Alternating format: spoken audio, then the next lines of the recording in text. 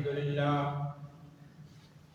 لله نحمده ونستعينه ونستغفره ونؤمن به ونتوكل عليه ونعوذ بالله من شرور أنفسنا ومن سيئات أعمالنا من يهده الله فلا مضل له ومن يضلل فلا هادي له وأشهد أن لا إله إلا الله وحده لا شريك له وأشهد أن محمدا عبده ورسوله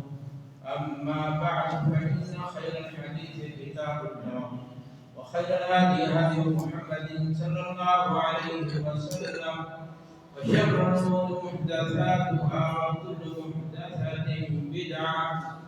وكل بدعة ضلالة وكل ضلالة في النار. أعوذ بالله من الشيطان الرجيم. بسم الله الرحمن الرحيم. قاف والقرآن المجيد بل عجبوا أن جاءهم منذر منهم فقال الكافرون هذا شيء عجيب أإذا متنا وكنا ترابا ذلك رجل بعيد قد علمنا ما تنقص الأرض منهم عندنا كتاب حفيظ بل كذبوا بالحق لما جاءهم فهم في أمر مريض أفلم ينظروا إلى السماء فوقهم كيف بنيناها وزيناها وما لها من فروج والأرض مددناها وألقينا فيها رواسي وأنبتنا فيها من كل زوج بهيج تبصرة وذكرى لكل عبد منيب ونزلنا من السماء ماء مباركا فأنبتنا به جنات وحب الحصيد والنخل باسقات لها طلع نضيد رزقا للعباد وأحيينا به بلدة ميتا كذلك الخلود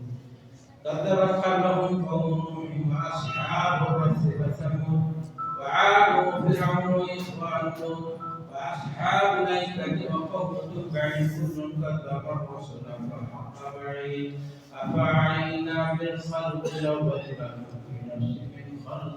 جديد. بارك الله لنا ولكم في القرآن المجيد ونفعني وإياكم بالآيات والذكر الحكيم إنه تعالى جواد كريم ملك بر رحيم.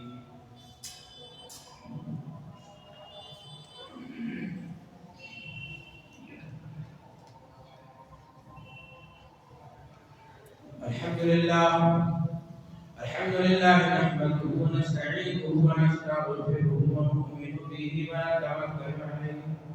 ونعوذ بالله من شرور أنفسنا ومن سيئات أعمالنا من يهده الله فلا مضل له ومن يضلل فلا هادي له وأشهد أن لا إله إلا الله وحده لا شريك له وأشهد أن محمدا عبده ورسوله أما بعد فإن خير الحديث كتاب الله وخير الهدي هدي محمد صلى الله عليه وسلم وشر الأمور محدثاتها وكل محدثة بدعة وكل بدعة ضلالة وكل ضلالة في النار. قال الله تعالى في القرآن المجيد أعوذ بالله من الشيطان الرجيم يا أيها المدثر قم فأنذر وربك فكبر وثيابك فطهر. وقال النبي صلى الله عليه وسلم الطهور شطر الإيمان. رب اشرح لي صدري ويسر لي أمري واحلل عقدة من لساني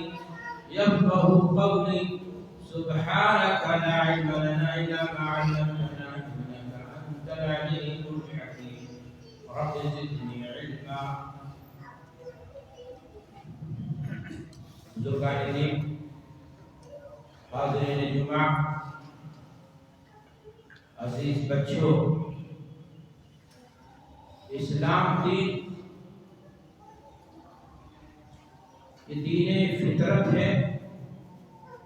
دین پاکیزگی ہے، طہارت ہے۔ دین اسلام اپنے ماننے والوں کو نہ صرف یہ کہ صفائی اور ستھرائی کی، طہارت اور پاکیزگی کی تعلیم دیتا ہے، بلکہ صفائی اور ستھرائی کو، پاکیزگی اور طہارت کو ایمان کا اہم ترین جز قرار دیتا ہے۔ نبی کریم جناب محمد رسول اللہ صلی اللہ علیہ وسلم ارشاد فرماتے ہیں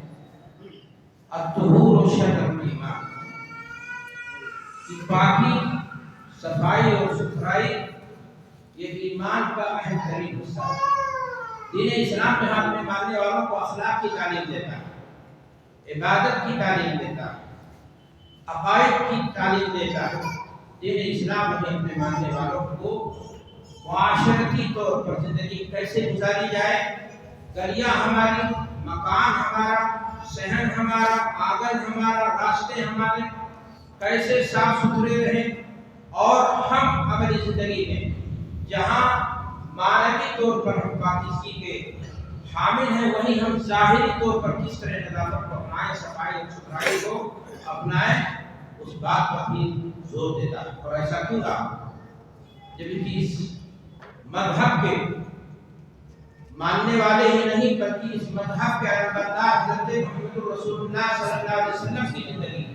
جب اس کی جامع تعبیر تھی، آپ صلی اللہ علیہ وسلم کی سیرت و حیات کو جب آپ پڑھیں گے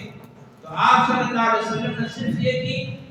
معنوی اعتبار سے طہارت بلکہ بدنی اعتبار سے بھی طہارت کی تعلیم دیتے ہوئے نظر آتے ہیں۔ خود قرآن مجید میں اللہ تبارک و تعالیٰ اپنے نبی کو مخاطب کرتے ہوئے فرماتا ہے وَثِيَابَكَ فَطَهِّرْ، کہ اے نبی معنوی طہارت کے ساتھ، باطنی طہارت کے ساتھ آپ اپنے کپڑوں کو بھی صاف ستھرا رکھیں۔ ظاہر سی بات، آپ ایک داعی تھے، آپ ایک پیغمبر تھے، آپ کی شخصیت رول ماڈل بھی تھی، آپ کے کپڑوں میں گند ہو، کہیں سے نظافت اور ستھرائی کی کمی ہو، معاشرہ اور سماج اس بات کو برداشت نہیں کرے گا۔ ہمارے نبی کو تعلیم دی جا رہی ہے کہ آپ جہاں اور چیزوں کی صفائی اور ستھرائی پر دھیان دیتے ہیں، اے نبی صلی اللہ علیہ وسلم آپ اپنے کپڑوں پر بھی دھیان رکھیں، آپ کے کپڑے بھی صاف اور ستھرے۔ دینی بھائی اور دوستوں، آپ کتب احادیث کا مطالعہ کر لیجیے، فقہ کی جتنی کتابیں ہیں ترتیب کی گئی ہیں آپ ان کو پڑھ لیجیے، آپ دیکھیں گے کوئی بھی ایسی کتاب آپ کو نہیں ملے گی جس میں طہارت کے، صفائی اور ستھرائی کے مکمل آداب پر ایک باب نہ ہو۔ نبی کریم جناب محمد رسول اللہ صلی اللہ علیہ وسلم نے جن تعلیمات کو بیان کیا تھا، فقہائے اعظام نے ان کو کتابی شکل میں ہمارے سامنے رکھا۔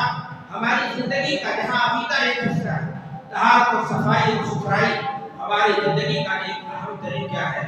حصہ ہے۔ میرے بھائی اور دوستوں، اللہ تبارک و تعالیٰ نے قرآن حدیث کے اندر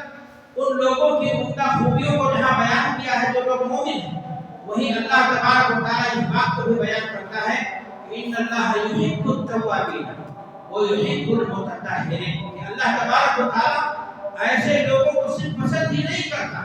بلکہ ایسے لوگ اللہ کے محبوب بن جاتے ہیں۔ کون سے لوگ؟ جو صفائی اور ستھرائی کو اپنی زندگی کا حصہ قرار دیتے ہیں، اپنی زندگی کے تمام معاملات، چاہے وہ برتن کا مسئلہ ہو، چاہے وہ گھر کا مسئلہ ہو، چاہے وہ کپڑے کا مسئلہ ہو، چاہے وہ غسل کا مسئلہ ہو، چاہے وہ وضو کا مسئلہ ہو، چاہے زندگی کے اور جو آداب ہیں آپ ان کو دیکھیے، ختنے کا مسئلہ ہو، حیض و نفاس کے احکام و مسائل ہوں، ہر معاملے میں دین اسلام نے جو تعلیمات ہیں وہ اسی پر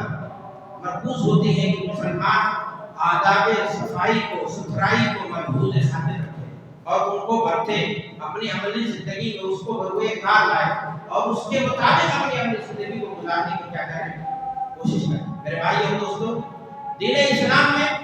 صفائی اور ستھرائی پر زور دیا جا رہا ہے۔ اللہ کے نبی صلی اللہ علیہ وسلم صفائی اور ستھرائی کی تعلیم دے رہے ہوں، قرآن مجید میں اپنے نبی کو اللہ تبارک و تعالیٰ صاف اور ستھرا رہنے کی تعلیم دے رہا ہو، یہ کیسے ممکن ہو سکتا ہے؟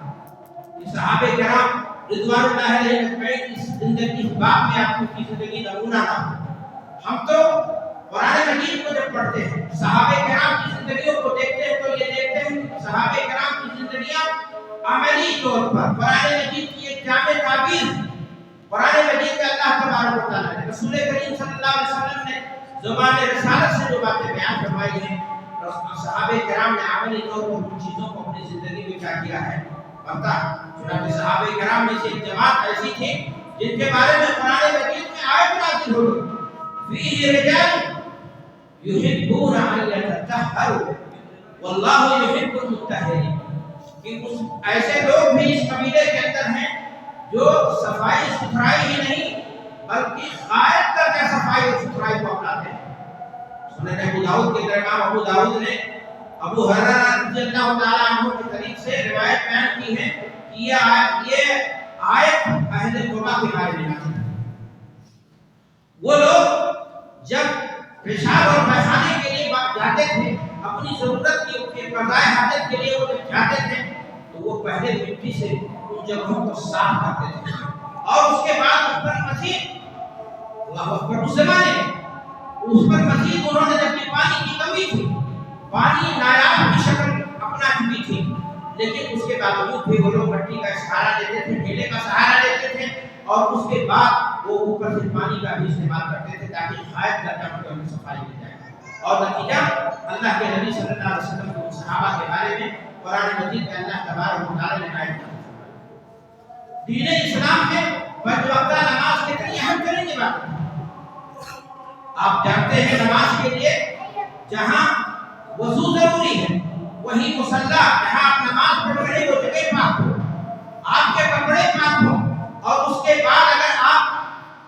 باوضو نہیں ہے تو آپ کو باوضو ہونا ضروری ہے. اور اگر کہیں آپ میں جنابت آپ کو ہو گئی تھی تو ایسی صورت میں آپ کے لیے غسل کو بھی ضروری قرار دیا گیا تاکہ جب اللہ کی جناب میں آپ کھڑے ہوں تو آپ معنوی طور سے بھی ظاہری طور سے بھی ہر اعتبار سے آپ صحیح ہو اور آپ جب عبادت کریں تو وہ عبادت اللہ کو بھا جائے اور اللہ کی بارگاہ میں وہ عبادت قبولیت کا شک پا جائے. چنانچہ قرآن مجید میں اللہ تبارک و تعالیٰ نے اس بارے میں کہا کہ وَإِن كُنتُمْ جُنُبًا فَاطَّهِرُوا، اگر تم کو جنابت لاحق ہو گئی، تم نے بیویوں سے انسانی تعلقات قائم کر لیے ہیں، تو تم جمعہ کی نماز کے لیے نماز عام جماعت کے لیے جب جاؤ تو تم پہلے غسل کر جائے گا. اور اللہ کے نبی جناب محمد رسول اللہ صلی اللہ علیہ وسلم نے فرمایا کہ جو شخص بغیر وضو کے ہے لا يقبل اللہ صلاۃ احدکم بغیر طہور، کہ تمہارے میں سے کسی شخص کی نماز اگر بغیر وضو کے وہ نماز پڑھتا ہے، اگر اسے حدث لاحق ہو گیا ہے، انسانی ضرورت ہے، ہوا خارج ہو جاتی ہے، تو ایسی صورت میں بغیر وضو کے اللہ تبارک و تعالیٰ اس کی نماز قبول نہیں فرماتا ہے. تو آپ ذرا دیکھیں کہ ایک ایک جزئیے میں دین اسلام طہارت کو، پاکی کو، صفائی اور ستھرائی کو، نظافت کو ہمارے لیے کس طرح سے ضروری قرار دے رہا ہے اور کس طرح سے ہمیں آداب سکھائے جائیں، ہمیں طریقہ بتایا جائے. جمعہ کے دن ایک بھیڑ ہو جاتی ہے مسجد کے اندر، گرمی کے زمانے میں خاص طور سے ممکن ہے یہ صورت پیدا ہو سکتی ہے کہ انسان کے پسینوں سے بو آئے اور دوسرا کوئی آدمی بھیڑ محسوس کرے. چنانچہ ہمارے آداب سکھائے گئے کہ اگر ہم جنابت ہمیں لاحق ہوئے تو ایسی صورت میں غسل تو واجبی طور سے ضروری ہے، لیکن اگر جنابت نہیں بھی لاحق ہے، حضرت عائشہ صدیقہ رضی اللہ تعالی عنہا بیان کرتی ہے کان اصحاب رسول اللہ صلی اللہ علیہ وسلم مہنۃ انفسہم، اللہ کے رسول صلی اللہ علیہ وسلم کے صحابہ محنت کا کام، مزدوری کا کام کیا کرتے تھے، ان کے جسموں سے پسینہ نکل آتا تھا اور وہ کھیتوں سے مسجد آ جایا کرتے تھے. اللہ کے رسول صلی اللہ علیہ وسلم نے فرمایا کہ اگر غسل کر لو تو تمہارے ہم نے کیا ہے یہ میرے بھائی اور دوستو، یہی نہیں بلکہ ہمیں جمعہ کی نماز کے لیے آنے سے پہلے ہمیں حکم ہو رہا ہے، ہمیں آداب سکھائے جا رہے ہیں کہ ہم اپنے باغ میں پنکھا کر لیں، ہم اپنے جسم میں تیل لگا لیں، ہم خوشبو استعمال کر لیں، ہم ان چیزوں کے استعمال کے بعد اللہ کی جناب میں حاضر ہوں، اللہ کی بارگاہ میں حاضر ہوں. مسجد کی عبادت کی جگہ صفائی اور ستھرائی وہاں کا بھی خیال رکھا جائے اور جسم کی صفائی اور ستھرائی کا بھی خیال رکھا جائے تاکہ جب ہم مسجد آئیں تو کوئی ایسی وہاں پر مسجد نہ پیدا ہو، وہاں ایسی کراہت کی ہوا نہ نکلے، کوئی چیز نامقبول ہے جس سے دوسروں کو نقصان پہنچے، دوسرا اس سے کراہت محسوس کرے. میرے بھائی اور دوستو، ایک ایک جزئیے کو آپ سمجھاتے جائیں گے، دین کے احکام اور مسائل کو دیکھتے جائیں گے. دین اسلام ہمیں آداب سکھا رہا ہے کہ ہم صفائی اور ستھرائی کا پاس و لحاظ رکھیں اور اس کا خیال رکھیں. اللہ کے رسول صلی اللہ علیہ وسلم کے صحابہ کے بارے میں آتا ہے، نافع مولا ابن عمر بیان کرتے ہیں کہ حضرت عبداللہ ابن عمر رضی اللہ تعالیٰ عنہ جب عید کی نماز کے لیے جاتے تھے وہ غسل کرتے تھے، وہ خوشبو لگاتے تھے، نیا کپڑا پہنتے تھے۔ یہ اہتمام اس بات کا تھا کہ قومی تہوار کا دن ہے، وہاں لوگ اکٹھا ہوں گے تاکہ انسان کا ظاہری مظہر بھی باطن کے ساتھ ساتھ اس کا ظاہری مظہر بھی اس کا ٹھیک ٹھاک ہو، اس کے کپڑے صاف ستھرے ہوں، اس کے لباس صاف ستھرے ہوں، اس کا جسم صرف معنوی اعتبار سے باقی نہیں بلکہ ظاہری اعتبار سے اس کے جسم میں پسینہ نہ ہو، تاکہ جب انسان دکھے تو لگے کہ ہاں یہ عبادت گزار ہے، ایک مسلمان ہے، ایک مومن ہے۔ دین اسلام کے ایک ایک معاملے کو آپ دیکھیں گے تو آپ کو پتہ یہ چلے گا کہ دین اسلام نے صرف زندوں کے لیے غسل کو نہیں ضروری قرار دیا ہے کہ آپ غسل کریں اور جسم کی طہارت اور باقی ہوگی، بلکہ حکم ہو رہا ہے کہ آپ جب مردے کو بھی، اگر کسی کی وفات ہو گئی ہے تو آپ اس کو بھی نہلائیں اور اس کو بھی خاص انداز سے نہلائیں، مہندی کا پتہ ڈال دیں، ان چیزوں کا خیال رکھیں تاکہ اس کے جسم سے کوئی بدبو نہ اٹھے، کوئی چیز گندگی نہ اٹھے۔ یہ دین اسلام قدم قدم پر اپنے ماننے والوں کو تعلیم دے رہا ہے، انہیں درس دے رہا ہے کہ صفائی اور ستھرائی کا، ظاہری صفائی اور ستھرائی کا بھی خیال رکھا جائے۔ میرے بھائی اور دوستو، آپ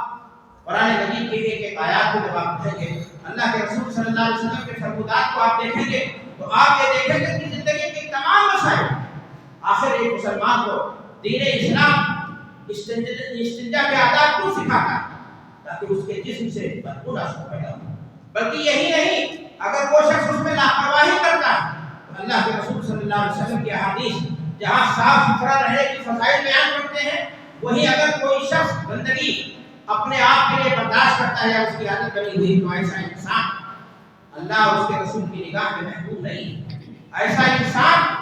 بہت ہی کراہت کی نگاہ سے دیکھا جائے گا انسانوں کے اندر بھی، اور دین اسلام کی نگاہ میں بھی دیکھا جائے گا، بلکہ وعیدیں اس کے بارے میں بھی آئی ہیں۔ میرے بھائی اور دوستو، اللہ کے نبی جناب محمد رسول اللہ صلی اللہ علیہ وسلم کا گزر ہو رہا ہے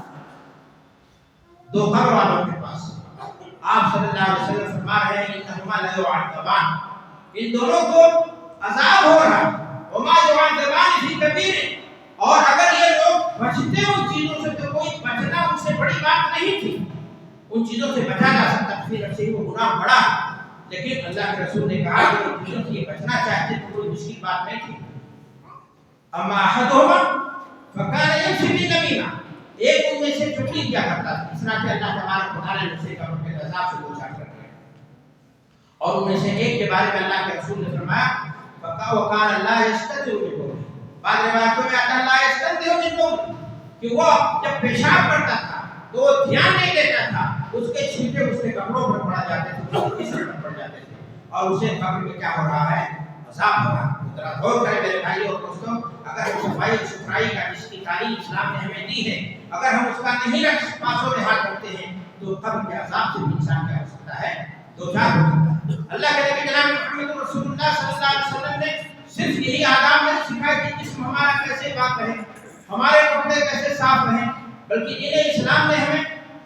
اس بات کی بھی تعلیم دی کہ ہمارے گھر میں برکت کیسا ہو۔ اللہ کے نبی صلی اللہ علیہ وسلم نے فرمایا کہ جب شام ہو جائے تو اس دروازہ بند کر دیا کرو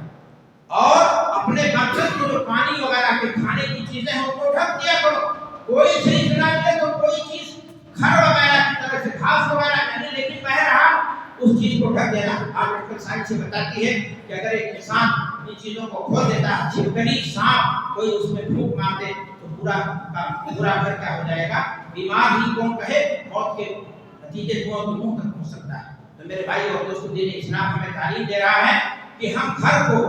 مکان کو، اپنے دکان کو اور اپنے کپڑے کو اور اپنے جسم کو کس طرح سے صاف رکھیں۔ میں نے آپ سے کہا، اور اگر ہم صاف نہیں رکھتے ہیں، ہم اسلام کے آداب کو محفوظ نہیں رکھتے ہیں تو اس پر وعیدیں دیا ہے۔ اللہ کے نبی جناب محمد رسول اللہ صلی اللہ علیہ وسلم نے فرمایا کہ انسان جب قضاء حاجت کے لیے جائے تو وہ ایسی جگہ پر اپنی ضرورت نہ خود ہی پوری کرے جہاں سایہ یا سایہ دار پھلدار درخت ہو،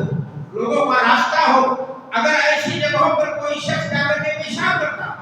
ایسی جگہوں پر کوئی شخص جا کر کے پیخانہ کرتا تو وہ صرف خلاف ورزی نہیں بلکہ اللہ کے رسول صلی اللہ علیہ وسلم کی حدیث کے مطابق وہ لعنت کا مستحق ہے۔ اللہ کے رسول صلی اللہ علیہ وسلم نے فرمایا اتقوا اللعین، دو ایسی چیزیں جو تمہیں اللہ کے غضب اور پھٹکار کا حقدار بنا دے گی، تمہیں لعنت کا حقدار بنا دے گی، ان ان سے بچو۔ وہ چیزیں کیا ہیں کہ پیشاب کرتے وقت اور پیخانہ کرتے وقت انسان کی ضرورت ہے، باہر نکلا ہے، گھر میں سب کچھ ہے، لیکن راستے میں کبھی کبھار ایسا ہو سکتا ہے کہ آدمی کو اضطراری کیفیت پیدا ہو سکتی ہے اور وہ ضرورت مند ہو سکتا ہے کہ وہ میدان میں چلا جائے۔ اگلے زمانے میں گاؤں دیہات میں جو چیزیں میسر نہیں تھی تو عام طور سے بدنا لے کر کے لوٹا لے کر کے لوگ میدان میں جایا کرتے تھے، لیکن عجب بدقسمتی ہے مسلمانوں کے گاؤں کا، وہ جا کر کے اس راستے پر پیخانہ کر کے آتے ہیں کہ جب صبح سڑکوں پر گاڑیاں گزرتی ہیں تو وہ خطورت پیدا ہوتی ہے، طبیعت ایسی مقدر ہوتی ہے، لوگوں کی گالیاں اور لوگوں کی جو ہے تانے اور لوگوں کی بددعائیں اتنا وہ سنتا ہے جس کو امتحان ہے، لیکن وہ اسلامی آداب کا لحاظ اور پاس نہیں کرتا ہے۔ میرے بھائی اور دوستوں، جو چیز اپنے لیے آپ پسند کرتے ہیں وہی اپنے معاشرے اور سماج کے لیے پسند کرنا چاہیے۔ اللہ کے رسول صلی اللہ علیہ وسلم کے فرمودات ہیں، آپ صلی اللہ علیہ وسلم کی یہ تعلیمات ہیں کہ ہم اپنے سماج کو ستھرا صاف رکھیں۔ اسلام نے صرف اس بنیاد یہی بات نہیں کہی کہ صفائی اور ستھرائی ایمان کا حصہ ہے، بلکہ صفائی اور ستھرائی سماج کو صحت مند رکھنے کے لیے بھی ضروری ہے۔ اگر ایک سماج کے اندر گندگی ہوگی تو وہاں لوگ بیمار پڑیں گے۔ آپ کے ذہن اور آپ کی سوچ اور آپ کی برداشت، آپ کی نشو و نما اور آپ کے بچوں کی نشو و نما گند معاشرے میں، گند سماج میں صحیح ڈھنگ سے نہیں پروان چڑھ پائے گی۔ اس لیے دین اسلام ہمیشہ اس بات کا خیال رکھتا ہے کہ ایک انسان کو چاہیے کہ وہ سماج اور معاشرے میں زندگی گزارتے ہوئے اپنے پڑوسیوں کا خیال رکھے۔ اللہ کے رسول صلی اللہ علیہ وسلم فرماتے ہیں کہ واللہ لا یؤمن، واللہ لا یؤمن، واللہ لا یؤمن، قیل یا رسول من یا رسول اللہ، اللہ کی قسم اس شخص کا ایمان مکمل نہیں، اللہ کی قسم اس شخص کا ایمان مکمل نہیں۔ صحابہ نے کہا اللہ کے رسول کون ہے وہ شخص؟ کہا جس کے ایذا سے اس کے پڑوسی محفوظ نہ رہ سکے۔ اللہ اکبر! دین اسلام یہ کہہ رہا ہے کہ سڑک پہ آپ کھڑے نہ ہو، وہاں کھڑے ہو کر کے آپ راستہ روک کر کے دوسروں کی بہو بیٹیوں پر چولے کسنا، یہ کہاں کے آداب ہے میرے بھائیوں؟ جو اس مسلمان سماج، اسلامی سماج کا حصہ بنتے اسلامی سماج نہیں کہہ سکتے ہیں، مسلمانوں کی بستی اور مسلمانوں کی کالونیوں کا حصہ بنتے جائیں۔ اللہ کے رسول صلی اللہ علیہ وسلم نے کوئی ایسی بات بتائی کہ سڑک پہ راستے میں نہ کھڑے ہوا کرو تو کچھ صحابہ نے کہا اللہ کے رسول ہماری ضرورتیں کبھی ایسی پیش آ جاتی ہیں کہ ہم وہاں کھڑے ہو جاتے ہیں کچھ دیر بات کرنے کے لیے۔ اللہ کے رسول صلی اللہ علیہ وسلم نے کہا کہ اگر وہاں تم کھڑے ہو جاتے ہو تو راستے کے حق کا خیال رکھو۔ راستے کا حق کیا ہے؟ وہاں کوئی چیز گندگی نہ پھینکو، وہاں گردن کو جھکا کر کے رہو، وہاں پر جو شخص نکلے اسے سلام کرو، وہاں کسی کو تکلیف ایسی چیز نہ کرو جس سے کسی کو تکلیف پہنچ جائے۔ لیکن افسوس کی بات ہمارے سماج کا معاملہ کیا ہے؟ چھوٹے بچوں کو جانے دیجیے، ہمارے بڑے بوڑھے گھر بناتے ہی ہیں اپنی زمین کے ہر حصے میں، اور اس کے بعد بڑھ کر کے سڑک پر کوئی اسٹیپ بنا لیا جائے گا اور پھر پورے گھر کی گندگی کو دھل کر کے باہر ڈھکیل دیا جائے گا، سارے گھر کے گند کو باہر ڈھکیل دیا جائے گا۔ ہر اسلامی تہذیب جو ہمارے آداب میں سے تھی، آج تک مسلمان آج کے لوگوں کو کہاں دیکھنے میں نظر آتی ہے؟ بلبلاتی ہوئی سڑکیں، گھجکتی ہوئے نالے اور کیا کیا چیزیں ہیں جو آپ کے سامنے ہیں۔ لوگ گھر کو بڑھ کر کے بنا ہی لیا، دکان کے وقت دکان کرنے کے لیے چیزوں کو اور اسٹیپ بڑھا دیا گیا، پھر اس کا لا کر کے اپنی مستعار موٹر سائیکلیں کھڑی کر دی گئی اور لوگوں کے لیے راستے کو مسدود کر دیا گیا۔ مسافروں کو پریشانی ہو رہی ہے، جانے والے گزرنے والوں کو تکلیفیں ہو رہی ہیں۔ میرے بھائی اور دوستوں، اسلام کی تعلیم یہ ہے کہ ایک شخص راستے کے صفائی اور ستھرائی کا خیال بھی نہیں رکھے بلکہ مسافروں کا خیال رکھے کہ ان کو کسی طرح سے کوئی تکلیف اور کوئی پریشانی پہنچنے نہ پائے۔ اور اگر ایسا شخص کوئی ہے تو اللہ کی لعنت کا حقدار ہے، وہ لعنت کا، اللہ کے غضب کا حقدار بن جاتا ہے شخص۔ اللہ کے رسول جناب محمد رسول اللہ صلی اللہ علیہ وسلم نے یہاں تک آدھا فرمایا کہ جانور لے جاؤ تو جانور کو ایسے پانی میں نہ ڈالو جہاں لوگوں کو ضرورت ہو جس پانی کے استعمال کرنے کی۔ آپ کو پیشاب کرنے کی ضرورت پڑ گئی تو آپ ٹھہرے ہوئے پانی میں لا پیشاب کریں، لا چلو پھر مائیں جائیں، ثم تغتسلوا،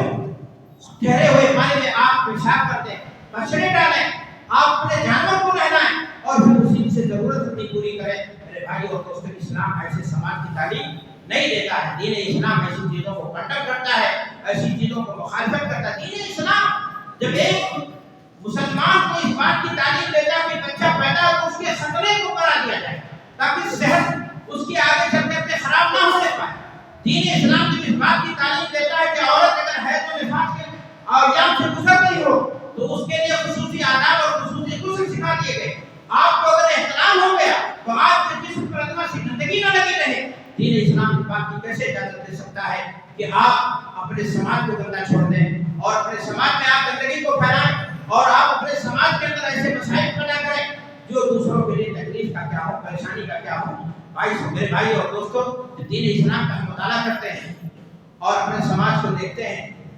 تو سچائی یہی ہے کہ سمجھ میں بات آتی ہے کہ دین اسلام کچھ اور کہہ رہا ہے اور ہمارا سماج کچھ اور کہہ رہا ہے۔ ہمارے سماج کی جو تعلیمات تھی، ہمارے اس دین کی جو تعلیمات تھی، صفائی ستھرائی کے متعلق آج غیر قومیں سوچھ فلان ابھیان فلانا بھارت اور اس کا اثر ڈھونڈی کالونی میں دیکھنے کو مل جاتا ہے۔ لیکن افسوس کی بات ہے کہ مسلمان اگر گورنمنٹ اور حکومت بھی کوئی ایسا قدم بڑھاتی ہے تو ہم لوگ اس سے بھی فائدہ صحیح معنی میں نہیں اٹھا پاتے، اس لیے کہ ہماری عادت بن گئی کہ ہم جہاں بیٹھتے ہیں وہیں گندگی کا ڈھیر چھوڑ کر کے، چاہے پارک میں بیٹھے ہو یا سڑک کے پاس میں بیٹھے ہو یا کسی کی دکان اور مکان کے نوکر پر کھڑے ہو تو ہم پان کھا کر کے کسی کے دیوار پر تھوک دینا اپنا حق سمجھتے ہیں، بلغم کو پھٹارتے ہوئے راستے بدلتے ہوئے کسی کے مین گیٹ پر تھوک دینا، اس کی کھڑکیوں پر تھوک دینا اپنا یہ حق سمجھتے ہیں۔ میرے بھائی اور دوستو، پھر بات کہی جاتی ہے کہ حکومت ہماری طرف توجہ نہیں دی جاتی ہے، اصلاح معاشرہ پر تقریریں ہو جائیں۔ اپنے آپ کو بدلنے کی ضرورت ہے، اپنے بچوں کو بدلنے کی ضرورت ہے، اپنے گھر کو بدلنے کی ضرورت ہے، اسلامی تعلیمات کو سیکھنے کی ضرورت ہے کہ اسلام ہمیں کیا احکام اور کیا مسائل سکھاتا ہے۔ میرے بھائی اور دوستو، گفتگو کا دو حصہ ہے، ایک ہے عام صفائی اور ستھرائی اور ایک ہے وہ صفائی اور ستھرائی جو اسلامی اصولوں پر کی جائے گی، جسے آپ طہارت کہتے ہیں اور جس میں اہم بنیادی چیز ہے وضو اور دوسری بنیادی چیز ہے غسل۔ آپ کتنے مسلمان ہیں بتا دیجئے جو وضو کے آداب کو سمجھتے ہیں اور وضو کے فضائل کو جانتے ہیں؟ کیا آپ کو معلوم ہے کہ ایک مسلمان اگر ٹھنڈی کے زمانے میں کڑکڑاتی ہوئی ٹھنڈی ہے لیکن اللہ کا حکم سمجھتے ہوئے نماز کے لیے اٹھتا ہے، وضو کرتا ہے، اللہ کا حکم ہے، طہارت حاصل کرتا ہے، تو کیا فضیلت بیان کی اللہ کے رسول نے؟ خرجت خطاياه من اظفاره من شعره، اس کے روئے سے گناہ کرتے ہیں، اس کے ناخن تک سے گناہ کرتے ہیں۔ کیا دین اسلام نے آپ کو یہ حکم نہیں بتایا کہ ناخن کے ساتھ ساتھ آپ کے جو خاص بال ہیں، خاص جگہوں کے بال ہیں، 40 دن سے زیادہ نہ گزرنے پائیں؟ یہ آخر کس بات کی تعلیم ہے؟ تاکہ آپ غلاظت و گندگی کے ڈھیر نہ بن جائیں، آپ کا جسم نہ بن جائے۔ دین اسلام تو آپ کو حق نہیں دے رہا کہ آپ اپنے ناخن کو 40 دن سے زیادہ اپنے جسم پر رکھ رہے ہیں۔ آپ اپنے ناف کو 40 دن تک اپنے ناف کے بال کو، بدن کے بال کو نہ بنائیں، اس پر آپ کی شرعیت کی جا رہی ہے، آپ کو تعلیم دی جا رہی ہے اور آپ نے سارا کچرا پورے گھر کا اکٹھا کرنے کے بعد ڈسٹ بن رکھا ہے، لیکن وہاں تک پہنچ کر کے وہاں تک پھینکنے کی زحمت ہمیں کہا؟ ہم نے اپنے بچوں کو تعلیم نہیں دی۔ ہم راستے پہ کھڑے ہیں، گپے شپے مار رہے ہیں اور کیلے کھایا اور اٹھا کر کے اس کے چھلکے کو سڑک کے حوالے کر دیا۔ کوئی شخص آنے والا گزرا اور وہاں اس نے بریک لگائی اور اس کی گاڑی پھسل گئی اور حادثہ پیش آیا۔ میرے بھائی اور دوستوں، کیا آپ کو میں معلوم صحیح بخاری کی روایت اللہ کے نبی جناب محمد رسول اللہ صلی اللہ علیہ وسلم بتا رہے ہیں کہ ایک معمولی صاحب، اللہ اکبر، راستہ جاتا ہوا انسان راستے میں سے کوئی ٹہنی اٹھا دیتا ہے، کوئی روڑا اٹھا دیتا ہے تاکہ آنے والے کو تکلیف نہ ہو گئے۔ کوئی بوڑھا شخص گزرنے والا ہو سکتا ہے، کوئی ایسا شخص گلی میں ہے جس کا گھر میں کوئی بیمار ہے اور اس کو نگاہ میں وہ چیز نہیں پڑی، گٹر کھلا، اس کو بند کر دیا تاکہ اس کے ساتھ کوئی حادثہ نہ پیش ہو جائے۔ اگر ایسا ایک شخص نیک نیتی کی بنیاد پر اسلام کے آداب سمجھ کر کے، اسلام کی تعلیمات کو سمجھ کر کے ایسا کام انجام دے جاتا ہے تو کام کتنا چھوٹا سا، اتنا معمولی سا ہے، لیکن اللہ کے رسول صلی اللہ علیہ وسلم فرما رہے ہیں کہ دن قیامت ایسے انسان کے اللہ بخشش فرما دے گا۔ اللہ اکبر۔ دین اسلام تو یہ کہہ رہا ہے کہ راستے سے روڑا ہٹا دیجئے، راستے سے گندگی ہٹا دیجئے، کھلا ہوا بٹن بند کر دیجئے، راستے میں کوئی گندگی اس کو صاف کروا دیجئے۔ دین اسلام آپ کو جنت کی بشارت دیتا ہے، لیکن آج کا مسلمان راستے میں سارے اپنے گھر کی گندگی کو ڈالنے کے بعد اگر کوئی شخص پڑوسی ٹوک دے تو لٹ لے کر کے جھگڑا کرنے کے لیے اس سے تیار ہو جاتا ہے۔ میں نے آپ سے بتایا کہ اللہ کے رسول نے میں نے پہلے حدیث سنا دی کہ اللہ کے رسول نے فرمایا کہ ایسا انسان، اس کا ایمان مکمل نہیں ہوگا، چاہے تسبیح کے جتنے جانے کے لیے سر پیشانی پر بیٹھے جتنے نشانات سجدے کے ہوں، لیکن اگر اس کے اندر اسلام کے جو آداب ہے صفائی اور ستھرائی کے تعلق سے اگر وہ مضبوط نہیں رکھتا ہے تو میرے بھائی اور دوستو، ایسا انسان گنہگار ہی نہیں بلکہ لوگوں کی لعنت کا مستحق ہے۔ اللہ کے نبی جناب محمد رسول اللہ صلی اللہ علیہ وسلم نے فرمایا الایمان لحافظ الایمان لحافظ 70 شعبہ، بعض روایتوں میں آتا ہے 60 شعبہ. یہ ایمان کے 75 یا 76 شاخیں ہیں، اور اللہ کے رسول نے فرمایا 70 شاخیں ہیں. اللہ کے رسول نے فرمایا اعلیٰ ترین شاخ کیا ہے؟ لا الہ الا اللہ کا اعتراف. لا الہ الا اللہ کے معنی اور مفہوم کو سمجھ کر کے اس کے مطابق زندگی گزارنا. لیکن ادنا چیز کیا ہے میرے بھائی اور دوستو؟ ایمان کا حصہ ہے ادنا سی چیز. کیا ادنا سی چیز؟ اماطۃ الاذى عن الطریق. آپ نے راستے سے کیا کر دیا؟ کسی تکلیف دہ چیز کو ہٹا دیا. آپ فجر کی نماز کے لیے نکلے، آپ کے گھر کے گیٹ پر مرا ہوا چوہا آپ کا استقبال کر رہا ہوگا، مرا ہوا کتا دوسرے انسان نے مسلمان نے کھینچ کر کے پوری کالونی پوری بستی کے مسلمانوں کی، تو آخر وہ جانور کہاں سے مرا ہوا کسی کے گیٹ پر آ کر کے پہنچ جاتا ہے. اور خاص طور سے وہ شخص جو نماز کا پابند ہے، شاید اسے امید میں لا کر کے چھوڑ جاتا ہے، تو وہ 100 روپیہ اس کا مہینے کا بچ جائے گا. غلاظت و گندگی کا ڈھیر. جہاں آپ دینی ادارہ دیکھ لیجئے، دینی تنظیموں کو دیکھ لیجئے، دینی کہیں جو ہے سماج کے طور پر کام کرتا ہے وہاں دیکھ لیجئے، ان کے آس پاس مسلمانوں نے طریقہ بنا لیا ہے کہ وہاں غلاظت و گندگی کا انبار اکٹھا کر دیا جاتا ہے اور کھڑے ہو کر کے تانا دیا جاتا ہے کہ حکومت کچھ نہیں کر رہی ہے، گورنمنٹ ہماری طرف کوئی توجہ نہیں دے رہی. آپ اسلام کے آداب کو نہیں جانتے ہیں، آپ وضو کے طریقوں کو نہیں جانتے ہیں، آپ غسل جنابت کیسے کیا جائے آپ کو معلوم نہیں ہے. جانور کتنے بھیگ جانے کا نام غسل جنابت نہیں ہے. میرے بھائی اور دوستوں، ضرورت ہے کہ اپنے سماج کو ہم سنبھالیں، اپنے بچوں کو ہم دین کی تعلیم دیں. بڑی بڑی باتیں عقیدے کی دین کی ضرورت ہے بلا شبہ، قرآن مجید کی تعلیمات یہ ساری چیزیں ضرورت ہیں بلا شبہ. لیکن آپ اگر میری باتیں آپ کو اچھی لگ رہی ہوں تو میں معذرت کے ساتھ کہنا چاہتا ہوں کہ تہواروں کے موقع پر آپ اپنی گلیوں کا مشاہدہ کر لیجیے، خاص طور سے قربانی کے موقع پر یا کوئی اور عید کا موقع ہو تو اتنی گندگیاں ڈال دی جاتی ہیں کہ وہاں سے گزرنے والے ہمارے برادران وطن تانا دیتے ہوئے نہیں گالیاں دیتے ہوئے جاتے ہیں. ملا لوگ ہیں، یہ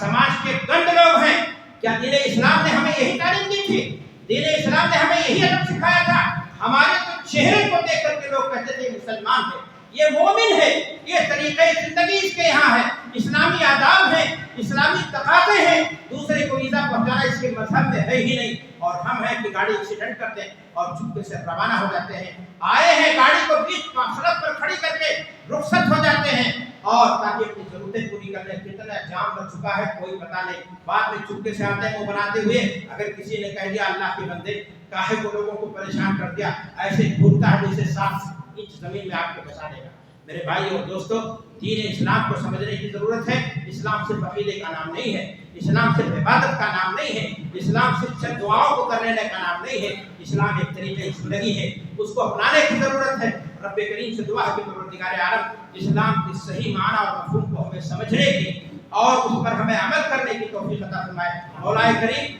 ہمیں توفیق دے اس بات کو کہ ہم اپنے بچوں کی صحیح تعلیم اور تربیت کر سکیں، اسلامی نہج پر انہیں ہم پروان چڑھا سکیں. مولا کریم ہمیں اس سماج کے اندر ہماری ذمہ داریاں ہیں. ایک مسلمان کی زندگی کو دیکھ کر کے، اس کی حیات کو دیکھ کر کے ایک شخص ایسا نہ ہو کہ وہ اسلام سے متنفر ہو جائے، بلکہ مولا کریم ہمیں ان لوگوں میں سے بنا جس کی زندگی کو دیکھ کر برادران وطن اشک کر بیٹھے. ہماری زندگی کو دیکھ کر کے اسلام تلوار سے نہیں، اسلام اخلاق سے پیدا ہے. اسلام آداب اور طریقے جو آپ کی زندگی کی امانت داری اور سچائی ہے، صفائی اور ستھرائی ہے، آپ کو وقت اجازت نہیں دیتا ہے. ورنہ میں آپ کو بتاتا کہ مغربی دنیا کے اندر ایک لڑکی جاتی ہے نوکرانی بن کر کے، اور وہاں سے لوٹ کر کے جب عرب دنیا میں وہی نوکرانی آتی ہے تو کلمہ پڑھنے کے لیے آتی ہے اور اس سے پوچھا جاتا ہے کہ تم کو کس چیز نے اسلام میں داخل کیا؟ کہا ہم وہاں جب کپڑا دھلتی تھی تو ان کی جو کپڑے کا اندرونی حصہ جس کو ہم لوگ دیہاتی زبان میں میاں نہیں بولتے، جو خاص حصہ ہوتا ہے، اتنا گند چٹیوں میں کے یہاں ہوتا تھا، اتنی بدبو ہوتی تھی، اتنی کراہت ہوتی تھی مجھے دھلنے میں. لیکن یہاں میں فلاں کے گھر رہتی ہوں اور میں دیکھتی ہوں کہ اس کا کپڑا اوپر سے نیچے تک ایک انداز کا ہوتا ہے. میرے بھائی اور دوستو، اپنے ظاہر کو بھی اپنے باطن سے زیادہ اجالا کرنے کی کوشش کیجیے، اپنے اخلاق کو برتنے کی کوشش کیجیے جو آداب اسلام نے سکھائے ہیں، اور مولا سے دعا کریے کہ پروردگار عالم جو باقی زندگی ہے اس میں ہمیں اسلام کی صحیح ڈگر پر ہمیں قائم رہنے کی توفیق عطا فرمائے. وآخر دعوانا الحمدللہ رب العالمین.